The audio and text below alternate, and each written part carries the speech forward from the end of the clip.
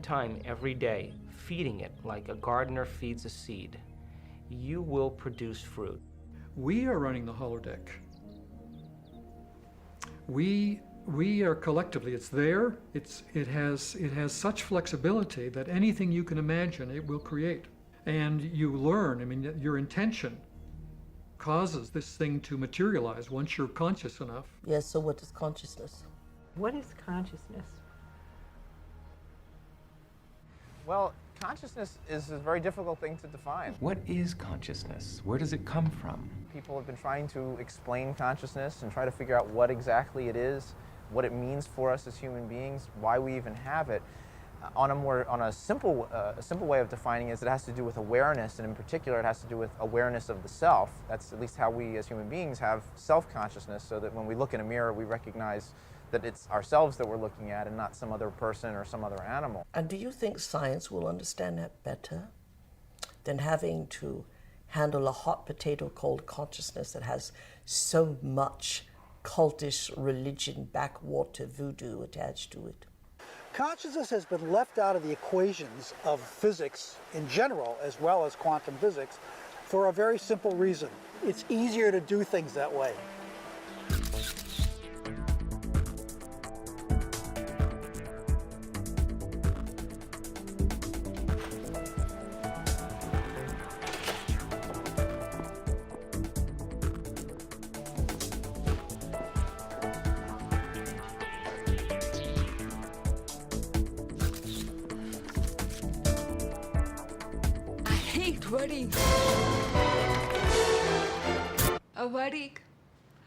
Come on, blink.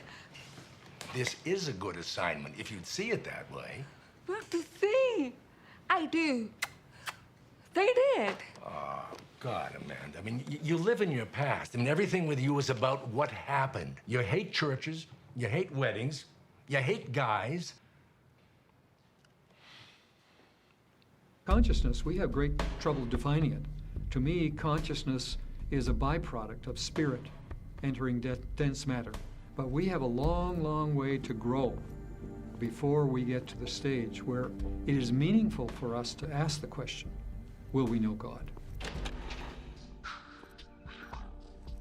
Most people think of God as that great figure in the sky with the white beard who's scrutinizing the human race from above. They see us here on earth as in some form of neutral testing ground, where we're placed by God for a period, and God watches from above, registering the scores on his laptop as to whether we perform according to his designs or whether we're offending him, as it's put. An absolutely outrageous idea. How could we offend God, the type of God that people believe in? How could it matter so much to him?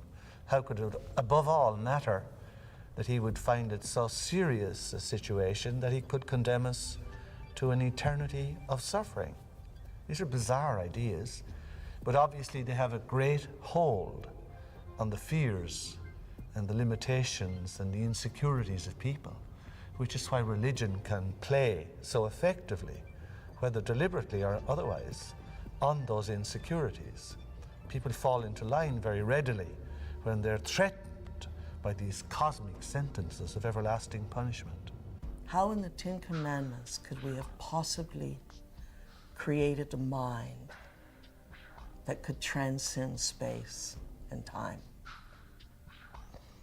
No, we're too busy keeping our emotions in check to ever dream of infinite possibilities. And maybe that is the ultimate conspiracy. Even though a given person may have long ago thrown off the trappings of religion, they still live in the religious mold, and they don't even know it. But their whole conception of how reality works is all something that has been molded by religion. So until you get that out of your system, you can't ever make a go of an evolutionary perspective. One of the problems with organized religions is that there is this sense of separateness, that it's only good to be a Protestant, or that people who are Catholics are the only people who know the way. And I think now our current understanding of of quantum physics is this understanding of complete unity, and so that we have to derive our spirituality from a sense of unity. This is the basic journey of spirituality. When we ask the question, why am I feeling separate all the time?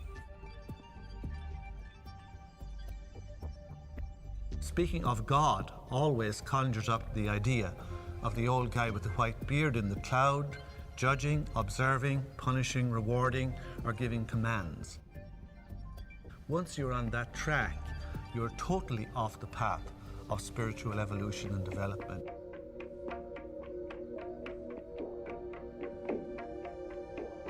The great appeal of all to people who don't want to grow up, but want the great parent in the skies looking after them, is to ask Jesus to do it for me. If only I place my trust in Jesus, He will save me from my sins and look after me, and all will be well. Well, Jesus cannot eat my lunch for me, and Jesus cannot be born for me, and neither can Jesus save me. Because what we're talking about in this, in real terms, is not being saved by anyone, God or otherwise. We are talking about a personal evolution. The only reason that there is an addiction to religion is some way out of a mistake. Does that diminish the greatness of God? No.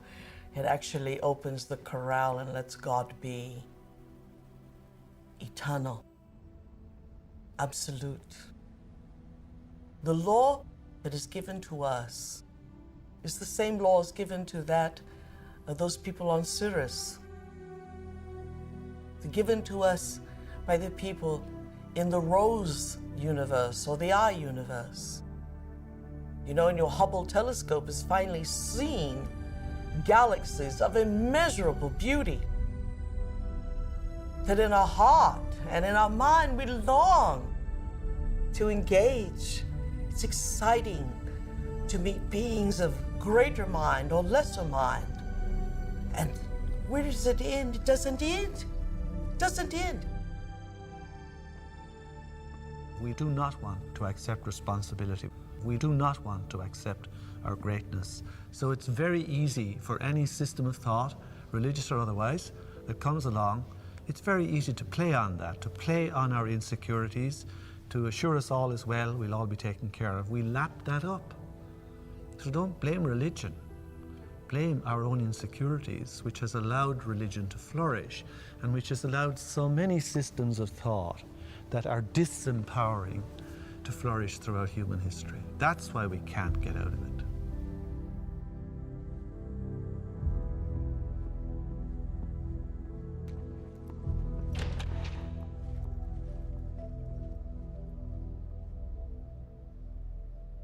I now present to you Mr. and Mrs. Richard Buck Filipowski.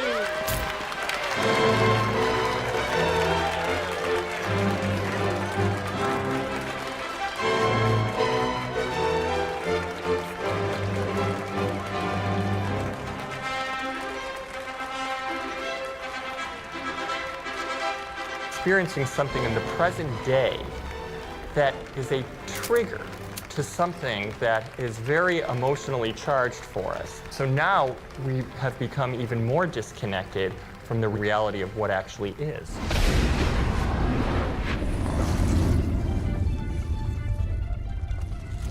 The new dream, like a thunderstorm in our brain, and its electrical strikes through our synaptic skies to the earth of our being, creates a chemical cascade in our body that prepares our body for conquest, achievement, a relishing experience emotionally.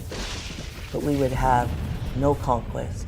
Indeed, we would have no relishment if we had not first had that hologram and those chemicals that made us, or rather changed us, from being fearful entities into fearless entities after a dream.